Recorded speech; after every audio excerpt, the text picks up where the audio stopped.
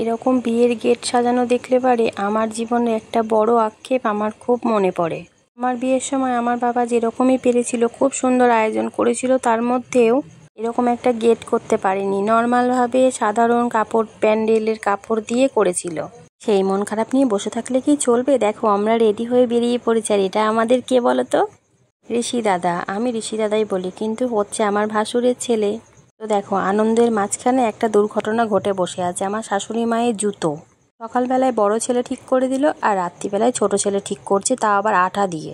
মাঝ রাস্তায় বিয়ে বাড়ি যাওয়ার আগে দেখা হলো একটা দোকানে, সেইখানে একটা আঠা কিনে জুতোটাকে ঠিক করা হলো, কেননা জুতো ছিঁড়ে গেছে। তো যাই হোক, ম্যানেজ করে আমরা পৌঁছে গেছি অন্নপ্রাশন অনুষ্ঠানে। দেখো বাচ্চাটার এত গরম লাগছে না, এত গরমও পড়েছে, থাকতে চাইছে না, আর সেই জামা প্যান্ট ভারী ভারী পরা।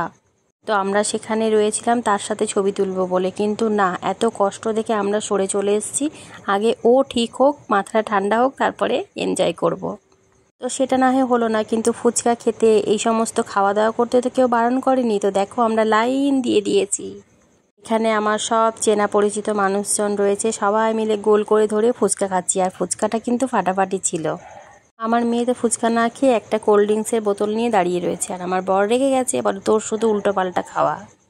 কেননা ও এসব নেবে কিন্তু খাবে না, আমি জানি। তো ফুচকা খাচ্ছে, বরকে বলছে একটা ভিডিও করে দাও, সে কি বিরক্ত হচ্ছে। তো যাই হোক শেষমেশ দিল। আমাদের হিরো দেখো ফুচকা খাচ্ছে, লাল হলুদ নীল কালো সব ড্রেস পরা। আমিও মাঝখানে দাঁড়িয়ে পড়লাম, জমিয়ে 4টে ফুচকাও খেয়ে নিলাম। আর এখানে তখনও দিদিভাই এসে পৌঁছায়নি। দাদা, বাবা, মা, আমার হাজবেন্ড, আমরা সবাই পৌঁছে গেছিলাম। দিদি একটু পরেতে এসেছিলো, দিদির 2 ছেলে সবাই ছিল এখানে, সবাই রয়েছি আমরা। তো খুব আনন্দ করেছি সবাই মিলে। এইরকম ছোট্টখাট্টো অনুষ্ঠান যেমনই হোক না কেন খুব মজা হয়। আর সেগুলো এই ফেসবুকটা শুরু করেছি বলে তোমাদের সাথে ছোট্ট ছোট্ট ক্লিপ শেয়ার করছি, আমারও ভালো লাগছে। আর এগুলো ভবিষ্যতে যখন বুড়ো হয়ে বসে থাকবো তখন দেখবো আর ভাববো কীরকম ছিলাম আর কীরকম এলাম। তো যাই হোক আমাদের ফুচকা খাওয়া এখানেই শেষ। এরপরে দেখো আমরা কি খাবো। ওফ, এটা এখন এডিট করতে গিয়ে দেখছি আর ভাবছি যে আবার একটা নিয়ে খাই। এটা হচ্ছে চিকেন স্যাটে, স্যাটে না সাটে জানি না বাবা, ওই হলো। এখানে আমার শ্বশুরমশাই আইসক্রিম হাতে করে বিন্দাস বসে বসে খাচ্ছে, আর বাড়িতে এসে ঠান্ডা লেগে গেছে, কাশছে, হাঁচি ফেলছে। খাওয়ার কি দরকার বাপু? যাই হোক গরম প্রচণ্ড ছিল তাই একটু ঠান্ডা খেতে চেয়েছে। এখানে সবাই ঠান্ডা খাচ্ছে, কিন্তু সবার এখানে জ্বর সর্দি কাশি, কিন্তু সবাই খাচ্ছে। তো যাই হোক আমি এখানে বসে রয়েছি আইসক্রিম হাতে করে, আমি এবার কেন বাদ যাই বলো। খেয়ে নিলাম। তো পরপর খেতে ফুচকা, চিকেন স্যাটে, তারপরে আইসক্রিম, তারপরে কোল্ড ড্রিঙ্কস, তারপরে খাওয়া দাওয়া করে একদম খেতে চলে যাব সোজা।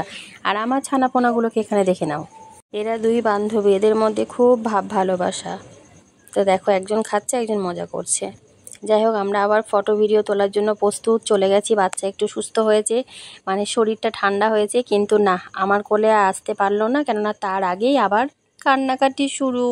তাই এটা হচ্ছে দিদিভাইয়ের বোন, এ নিয়েছে, দিদিভাই নিয়েছে, আমি যখন নেব তখনই এত জোরে কান্নাকাটি করছে। তো যাই হোক এটা হচ্ছে আমাদের পিসিমা।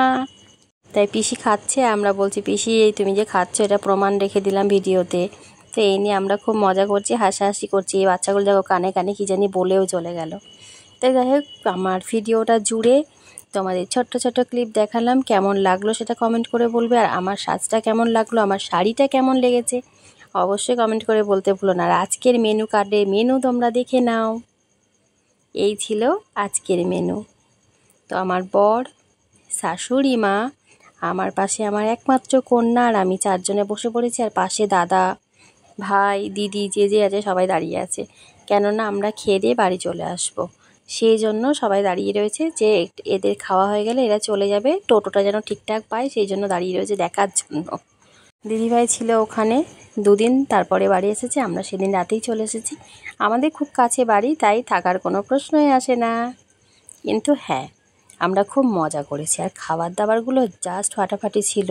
মেনু কার্ডটা দেখে খুব পছন্দ হয়েছে, কেননা প্লেন খাবার ছিল, আর এই গরমে প্লেন খাবারই একদম স্বাস্থ্যের জন্য খুব ভালো। তো আমি চিকেন দিয়ে খাচ্ছিলাম, খুব দারুণ হয়েছিল। সবথেকে ইঁচড় চিংড়িটা একদম ফাটাফাটি। তো বন্ধুরা ভিডিওটা কেমন লাগলো লাইক কমেন্ট করে বলতে ভুলো না, যদি পারো একটা শেয়ার করে দিও। আর এই মিষ্টির মতন মিষ্টি মিষ্টি বন্ধুরা সবসময় ভালো থেকো, সুস্থ থেকো, সাবধানে থেকো। দেখা হচ্ছে নেক্সট ভিডিওতে।